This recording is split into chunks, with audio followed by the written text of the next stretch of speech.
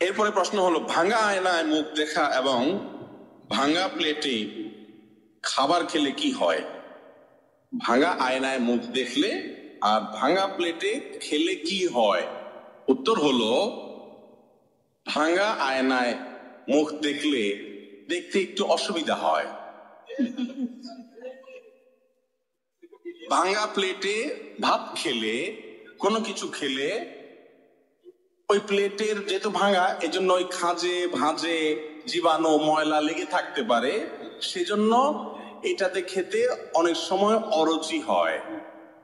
উত্তর পাইছেন তো? কিন্তু যে উত্তর আশা করছেন সেটা হলো যে ভাঙা প্লেটে খাইলে অমঙ্গল হয়, ভাঙা আয়নায় দেখলে কি হয়? ক্ষতি হয়। এগুলা সব আমাদের বানানো মাসালা। এগুলো সব আমাদের ইসলামের নামে কত ভুয়া কথা যে আমাদের সমাজে আছে, এর মধ্যে এগুলো একটা।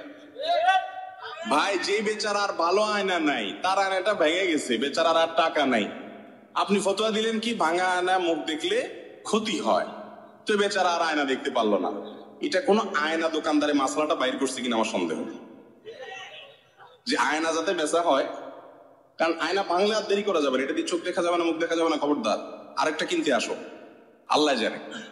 কয়দিন আগে একজন জিজ্ঞেস করলো একটা মাসালা, কি অদ্ভুত অদ্ভুত জিজ্ঞাসা মানুষের, বলে যে কাফনের কাপড় নাকি মূলে কিনা যায় না। আমি বললাম, তাহলে সব বাদ দিয়ে কাপড়ের দোকান দিলেই তো লাভ। এমন দাম চাওয়া হবে যেটা মূলাইতে পারবে না। চান্দু যাবা কই, 10 টাকা জিনিস 200 টাকা বললেও নিতে হবে, মূলানো যাবে না। এরকম কোনো কথা আসলে নাই।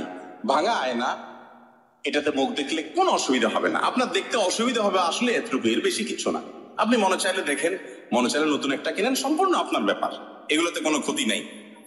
ক্ষতি হবে যেগুলোতে, সেগুলো সারাদিন করতেছি, হারাম কাজ করতেছি, গুনার কাজ করতেছি, সেগুলোর খবর নাই। এই আজারে এবং ফালতু জিনিস আমরা খুঁজে বের করে আনি। আল্লাহ তাআলা আমাদেরকে ইসলাম সম্পর্কে সকল কুসংস্কার থেকে মুক্ত হওয়ার তৌফিক দান করুন।